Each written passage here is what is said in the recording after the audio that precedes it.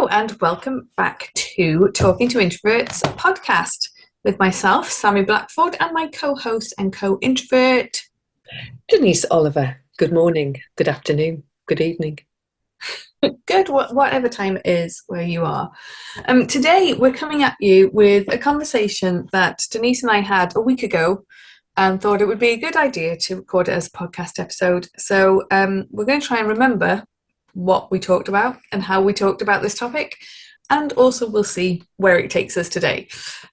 So we're talking about sales and selling.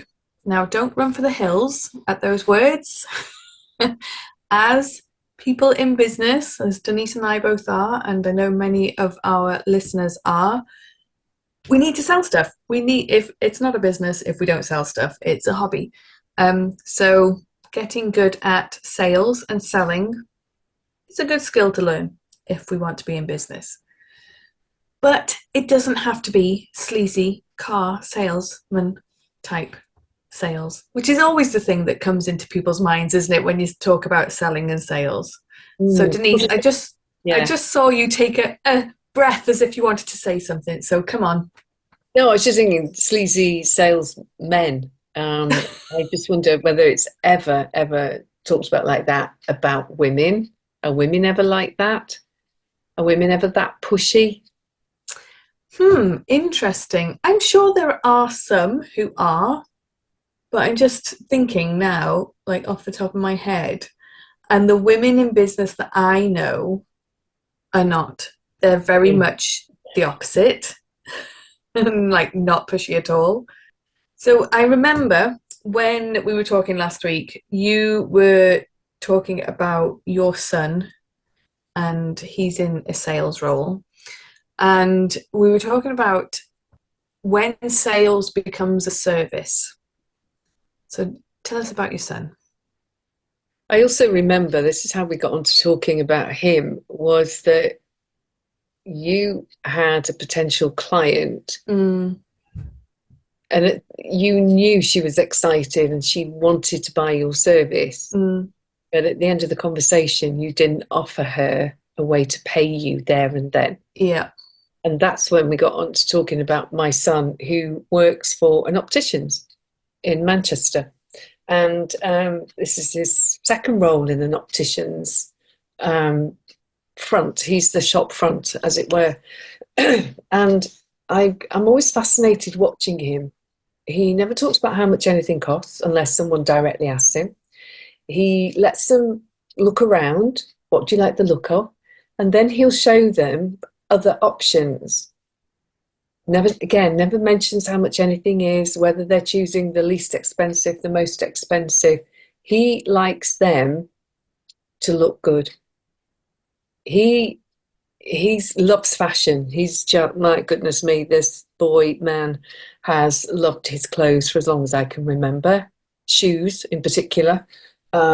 He's into certain brands and everything. So he now works in an optician's where it's all brands. That's all it is. And these are expensive brands, your Tom Fords and whoever else, I don't know. And for him, his role is, I want you to have the best eyesight you can have wearing glasses. You know, we won't know what that is until you've had your eye test. So please don't be afraid to book an eye test. It's crucial. It's your eye health is important. Your eyes are like people talk about the insight into your soul through the eyes. Actually, the nervous system of the eye is the brain. It's there. That's one of the first connections with the brain, is what you see, is the eye itself. So he's always very keen that people should have regular eye checks, just like we go to the dentist for regular dental checks. But somehow people are scared because they think they're going to be sold to.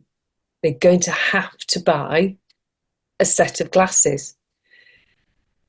Now, he says, you might well need them. Your eyesight will change. You know, as we age, the shape of our eyeball changes, just like so many other bits of us change that we'd rather not. We'd rather they didn't, but they do. And the eyeball is no different. That changes with age as well. And so the chances of you requiring different lenses as you get older is inevitable. It's going to happen. So if you find a set of frames that you really like, you don't have to change the whole frame. You can keep the frames and just have the lenses changed. The frames are often what is expensive, just like buying new shoes and handbags and clothes. Depends where you like to shop, will depend on what eyewear you then choose to wear alongside that. He is quite incredible, really. When I've watched him, he will just pick out things and go, I know you might not have tried this, but please just try it on and look in the mirror and see what I see. So an example I can give is that friends of ours went and the man and wife, and the man has always liked very clear frames, and was going to keep his frames. Matt's like, yeah, keep them. You know, nothing wrong with that. They are, in terms of fashion, outdated. But the man was like, yeah, I don't care about fashion, and he genuinely doesn't. Put his clothes on when he gets up in the morning. If his wife didn't buy him something new, he wouldn't bother. He just doesn't care. It's not his thing. So he then doesn't really care about his eyewear either. And because his wife was with him and they were having fun with trying things on, um, my son got him to try on different coloured frames. And he said, God, he looks so good in like green frames and things like that. But there was just no point him being sold to, being pushed into buying them, because he was clearly uncomfortable with them on. Not his thing. Anyway, Max found him a clear set of frames, and he said, this is just like an updated version of what you've got. So you might want to choose a more fashionable clear frame and have a completely new set of glasses. And we can put lenses in the old ones you've been used to. Not only did that happen, he did buy new ones. He did get other ones done. He actually also bought a third set, unheard of. These are not cheap frames. Max didn't sell to him. He just offered up something in a way that was enthusiastic and that worked. And then my friend, the wife, goes back on her own. She'd not had an eye test in years, was used to buying just cheap, you know, from wherever, readers, didn't really know what she needed, had an eye test and came out with a very expensive set of glasses on her face. Because suddenly she was having fun wearing them. And I think there are times when, and I've actually been to an optician's and looking at and had no idea what I needed, what was going to look right on my face. In terms of what the lenses are like, I have to trust that the optician understands the eye testing, my response to that, and I get the right lenses for me. But when it comes to actually what looks right on my face, what feels right on my face, I didn't get any help back in the day, so I didn't know. And then when Max went and worked, first of all, for Ace and Tate in Manchester, and now he works for Framed, he used to show me things and go, this is the shape around your eye, this is your nose, this is the length of the edge of the frame to your ear. And he said, I don't think you've ever tried on things that fit your face. And so when he started showing me different things, I think you might like this, you like this colour, look at what you're wearing today. This is at Ace and Tate. It was fun. And there was one time that my friend Sarah was with us, and she bought a pair of glasses, a pair of sunglasses, you know, prescription lenses in the frames, and spent a small fortune. And she was really happy, but not once until it came to the final the bottom line of what it was all going to cost did she know. She just paid. Because it was all sorted and it had been fun and the payment was there, she just paid. There was no hanging around, there was no waiting. She just went, yeah, I'll have those. Right, cool. And it's just like, oh, that's how it's done, is it? Have fun. Have fun, have it laid out to you on a plate and pay. And I'm terrible. I still am, it's still in me. as a pleaser and an avoider, I will give stuff away Mm. because that pleases me. And yeah, at the same time, it's like you have to make money. You can't go and do your shop. We've said this so many times, haven't we? You can't go and do your shopping with fresh air. Tesco's don't accept that. Nope. Yeah. Sainsbury's don't, Morrison's, Asda, Aldi, wherever it is you go. Right now, the system is we hand over. Our exchange is I want that, I pay you this. End of. Mm. And I think it's something that I've certainly noticed over the years that I've been in business and networking with other women in business. And this is a generalization, but it's the trend that I've noticed is that it seems to be women who are in, let's say, the nurturing professions of their business. So therapists, Therapy. coaches, Yeah. and also creatives who will undercharge in some way or want to give away their work for free. So I'm going to take creatives out of it. They're slightly different, but like the therapists and coaches, because they want to help everybody. And a lot of people come in with the passion of, I want to provide the service to the people who don't have access financially to this service usually. And that's great. And how are you going to make the business sustainable? Because you still need to pay your rent or your mortgage or whatever. You need to feed yourself and family if you've got family. You know, you have to put fuel in your car. It's great to have this mission to help those who perhaps don't always have access to such things. But there needs to be something in it for you as well. 100%. Otherwise, you just start to get resentful. And the other thing is, this is what I've always done, is go on another course. I don't know enough. Yeah. I mean, I have been doing such a massive clear out recently of all my past things that I don't use. And I have been on so many courses. So many courses. If I wrote a book, it wouldn't fit on the shelf. It would be massive. But it's just so much that I've done because, well, I've been very interested in it, and I was there to help myself as well. But it was that whole thing of, I don't know enough, therefore I am not enough.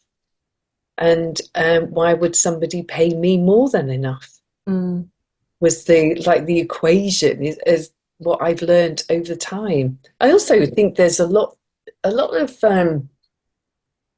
you don't find many, and I'm going to say women, because I still think that the majority of therapists and coaches are women. Mm. They don't do their equivalent of GCSEs at school with being a therapist in mind. So they tend to do their exams, perhaps go to uni, perhaps not, perhaps go into work straight away, and never had that input, never been taught how to sell and ask for money.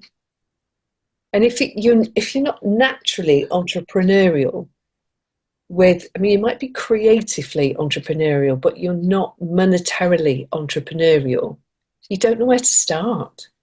You don't know what to ask for. You don't know who to ask. You don't know which way to look, where to turn. And that's been my experience. But how did you work out? Because you've had Freya Luna, your skincare business, for what, 15 years you had her for? Something like that. How did you work out? What happened for you that you suddenly went, I know how much to charge? So that was a 10-year process. Yeah, exactly. Because you've not been anywhere and learned that, have you? Yeah, I mean, yes, there are because courses in business and marketing and stuff like that. And I often feel that they're the people, male or female, who like go on the, what's it called? The Alan Sugar program. mm, They're not afraid to ask for the big bucks at all. mm, Because there's something about them that's in them already. It's part of who they are. But I think the majority of us learn it the hard way. Yeah, and when I first started selling skincare products way, way back, um, I'd had a business previously, and I'd had a business advisor from what would now be Business Wales. I think wasn't like a Welsh national thing at the time. It was more of a local council thing, but it's been all incorporated together. But the equivalent of that. So it was a person provided by the council.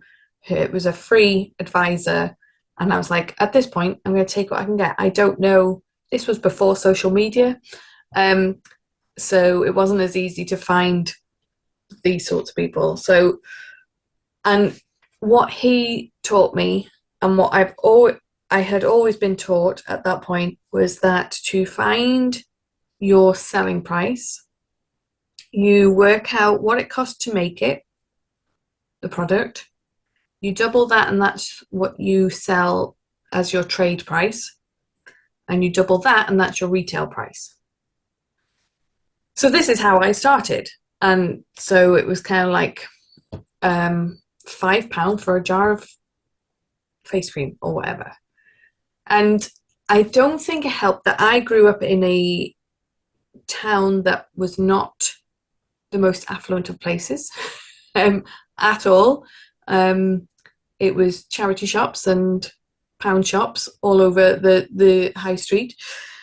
And to me, as somebody who saw people shopping in Savers and such like for their face cream at like £1.99 for a jar of whatever, £5 for a jar of face cream was like, oh my God, who's going to buy that? And over time, it's slowly crept up. And then I couldn't tell you, I have no concept of time, like when it would have been, but let's say halfway through that business journey, I had a few sessions with a business coach, and I remember talking to him about money.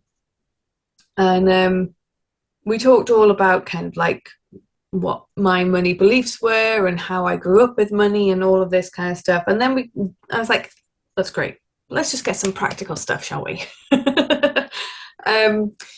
And I remember saying to him that because my outgoings were higher than my incomings, I was like, but if I just sell more, I'm just going to have to buy more ingredients. So it's still going to be the same problem. He's like, yeah, so you have to put your prices up.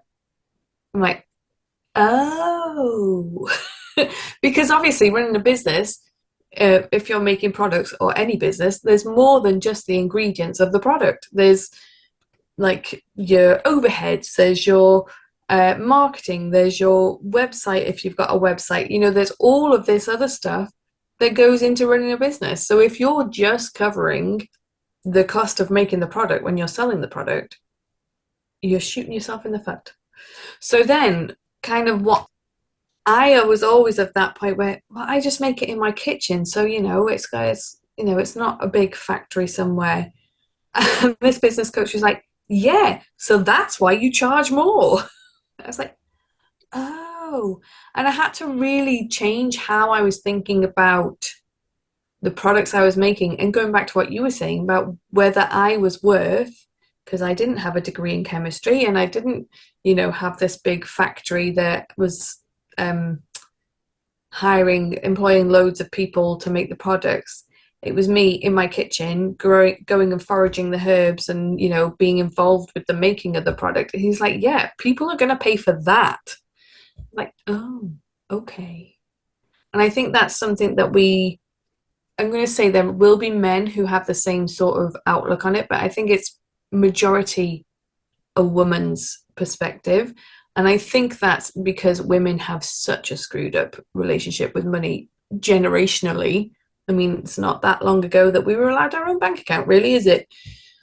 So I think that women have this relationship where it is hard to separate self-worth from money.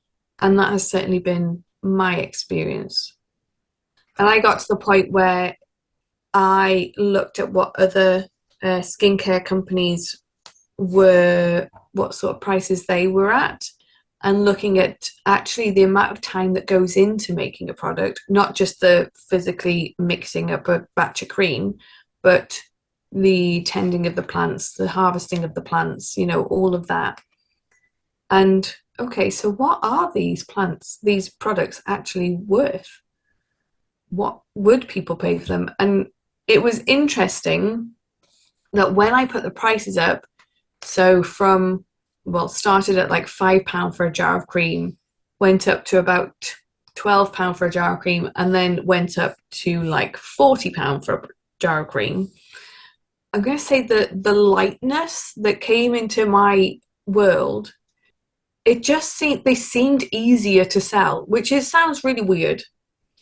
But I think it's that whole thing of you don't have to sell as many to make a decent profit in the business as a whole. And the people who get it got it, and I didn't have to push selling on them.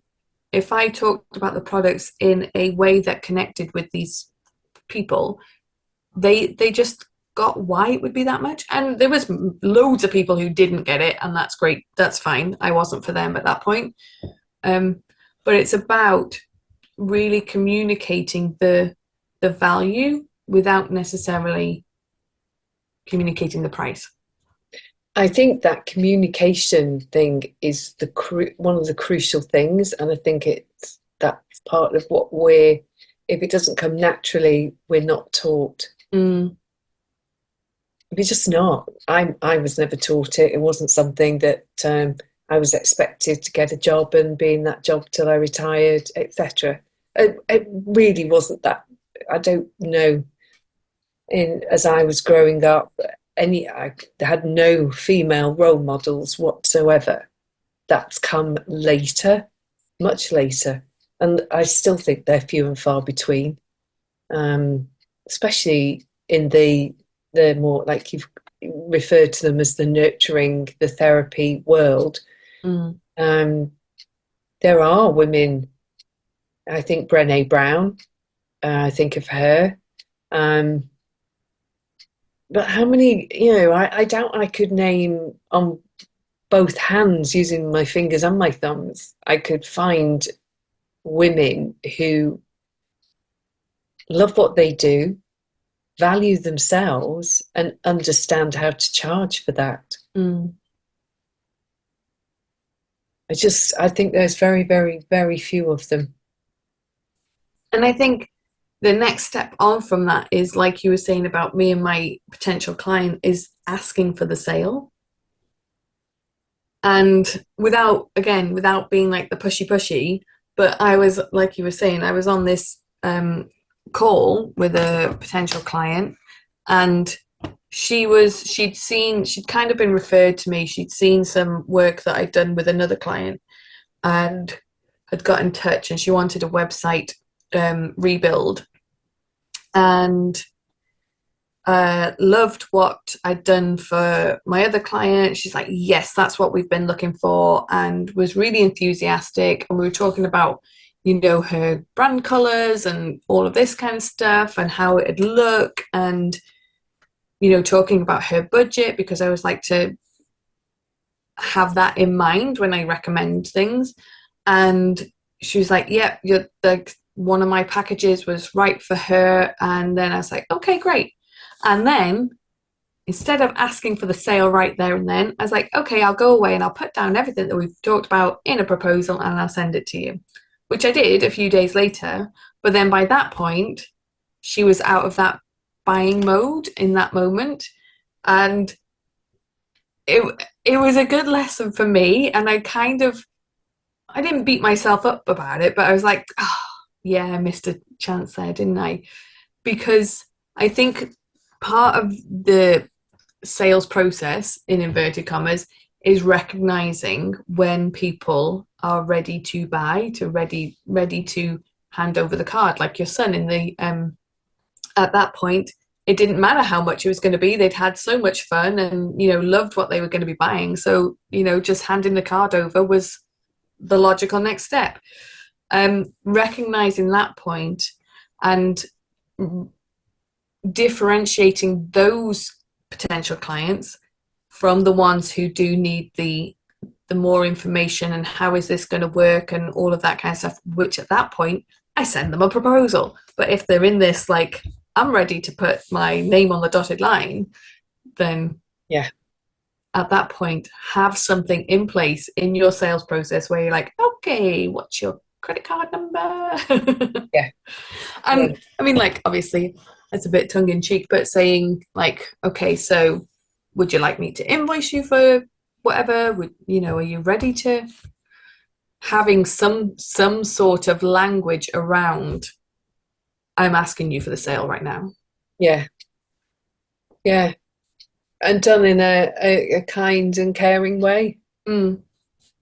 Just going back to your creams, they were worth every penny. Thank you. I, you know what my skin has been like over time, and yeah, I had when I were you there at the beginning? No, I didn't know you with your stuff at the beginning of, or I didn't know you well enough to ask about it. But over time, when I've had these skin eruptions and felt absolutely gross, um, you've just gone, oh no, I know what will work for that. And just plonked a jar of cream in my hand, which I have used, and within seconds, it's like everything calms down, and it's just like this is magic. How much is magic worth? Um, and I also think that when as therapists, if we're because this is what happened to me when I did my first alternative course, which was a nutritional one, the course creators literally like stuck a finger in the wind. They had nothing, they just didn't have anything to offer us in terms of how much we should charge. Mm. And it was just when I heard what the head of the organization was charging her individual clients, I was just like, you've got to be kidding. It was ridiculously cheap. She had all this experience and knowledge and ran her own educational school and charged a pittance for her time. Mm. And she was just like, well, that's all I want to charge. I was just like, wow, that's great, but it's not a very good example for all these women coming through this course because there were Mm. rarely any men. We had one or two at the time in the 6 years I was with them. And I was just like, why are we keeping ourselves so small where money's concerned? Mm. And because I didn't have a role model at that time, I didn't charge much either. And honestly, people, because I didn't charge much, took the piss. They Yeah. really did. And because I was the pleaser, I let them run over time. I gave away far too much information, and people were like, thank you, please. Here's your 25 quid. I don't need to come back because you've given me everything.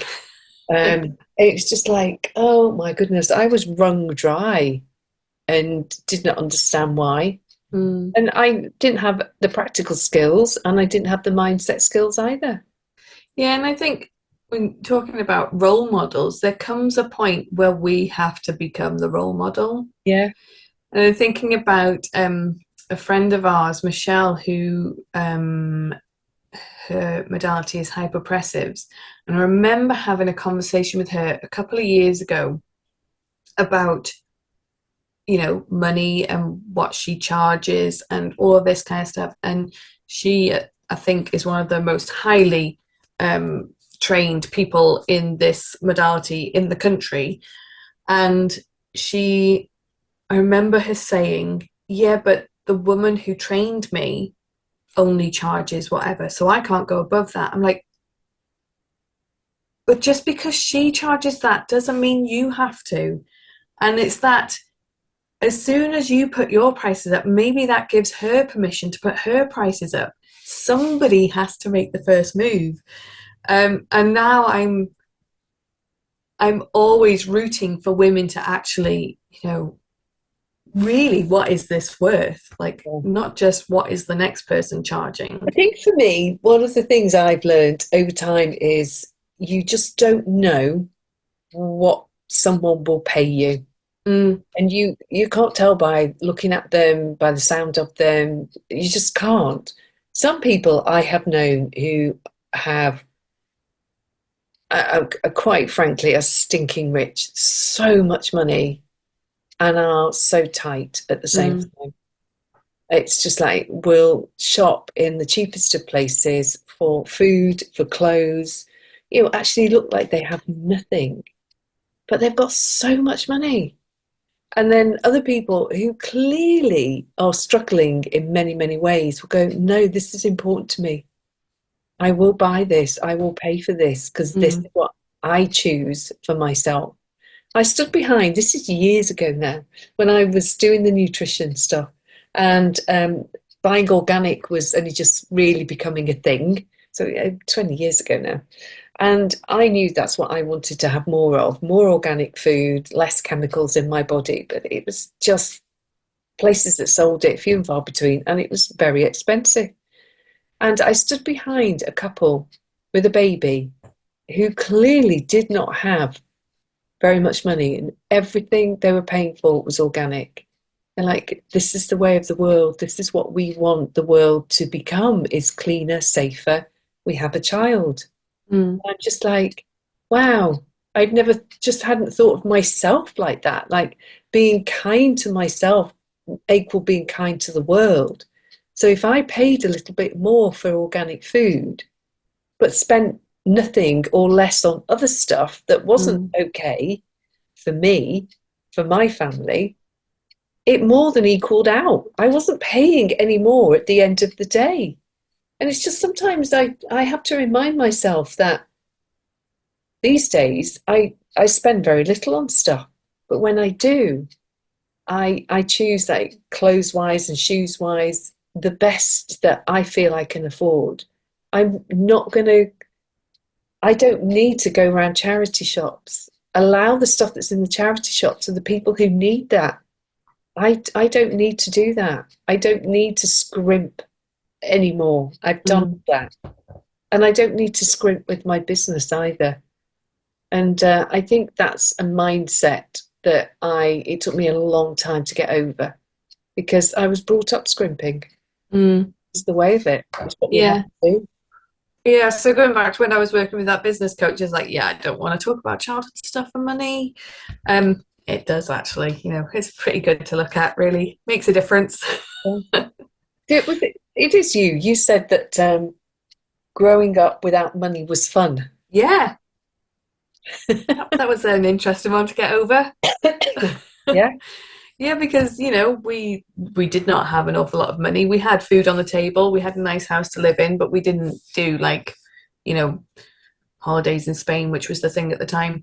Um, or we didn't have one of these big, huge trampolines in the garden that everybody seems to have these days. We didn't have the latest games console. We didn't have any, and all of that kind of stuff. And yet, I never felt like I was missing out because we had trees to climb and fields to run in and the river to play in.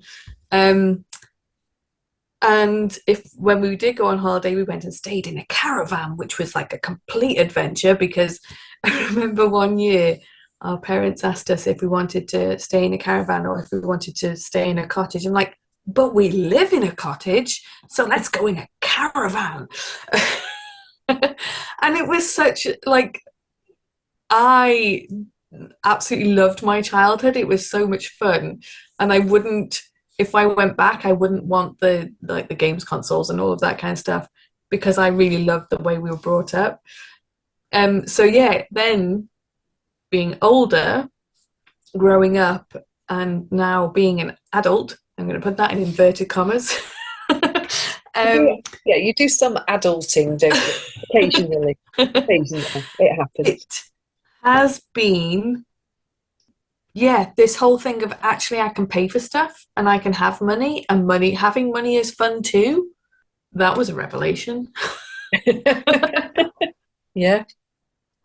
going back to talking about selling as a service, there's a woman I watch on YouTube occasionally, and I can't remember her name right now, but she is so enthusiastic about her topic. Like she's been doing it for 20 years, like she knows it inside out. She's so enthusiastic about it. And she'll be doing this half-hour long video, for example, and somewhere in the middle she'll be talking about a bit and she's like, oh, if you want to go deeper on this, we've got this online workshop that you can buy. It's like however much, if that's your thing and you want to explore it further, then go for it. If not, totally cool as well. And then carries on with what she's talking about.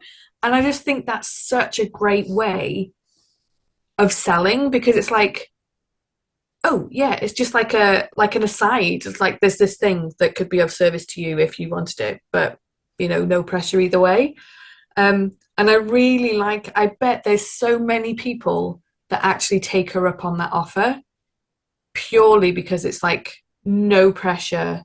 It's here if you want it. This is another way that I can be of further service of you that's not a free 30-minute video.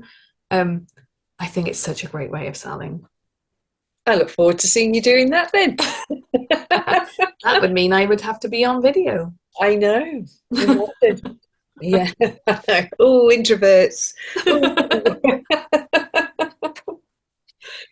I know we've had conversations like this before, haven't we, about sales and selling? But it was that it got very in depth. I think it's hot chocolate that does it. We were in Canute, and I don't have a hot chocolate here, so I'm not sure if we mentioned anything else. Do you think we've covered it? I think so. I think we covered a lot of what we were talking about. But as well, it's also, let's see where this conversation went today. It went to some interesting places. Because I think it's true, like we kind of went off on a tangent. As if that ever happens. With the whole like pricing and what we're charging. And I think they're so interlinked, aren't they? It might think like sales is nothing to do with pricing. But I think when you are confident in the service or the product or whatever it is that you're offering, then like your son in the opticians, like he knows the value of what he's selling. He knows the value if somebody really loves the glasses that they're wearing, what value that's going to add to their life. It's not just the value of the frames themselves. It just becomes a no-brainer. And that's something I'm still learning with this business now. Like with the products, yeah, it was fine. I got to the point where it's like, if somebody didn't want it, that's fine. But if somebody did want it, I knew that they got it.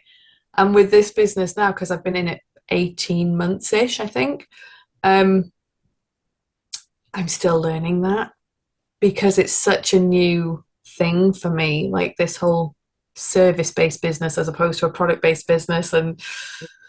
But every little steps every day, we'll get there. Oh, are we done? I think we're done. Well, then I think we're done. So, ladies, girls, women, get out there. Charge what you're worth. Put your prices up, even if it's only by like £5. Well, I suppose it depends what you're selling, but yeah, it really does, doesn't it? I think the thing is, never give up, no matter what. And don't think that the next course is going to, therapists, coaches, the next therapy coach course is going to be the thing that suddenly is going to set you free to charge what you want. It won't. All you're doing is paying someone else. So genuinely know what you know in great detail and keep offering that. That's what it's taken me a long time to learn that. And I've really hunkered down over the last 18 months, really, and gone, no, I don't need to do any more extraneous add-ons. And it's really quite freeing. And suddenly I'm back to wanting to do things that support my health and my well-being, rather than looking at what I can learn to offer to other people. And it's like, that's really cool. So I will just remind everybody that you have been listening to Talking to Introverts with myself, Sami Blackford, and my co-host, Denise Oliver. Thanks, everyone. And we will be back with you in a couple of weeks. Yes. Yes, we will. Bye for now. Bye.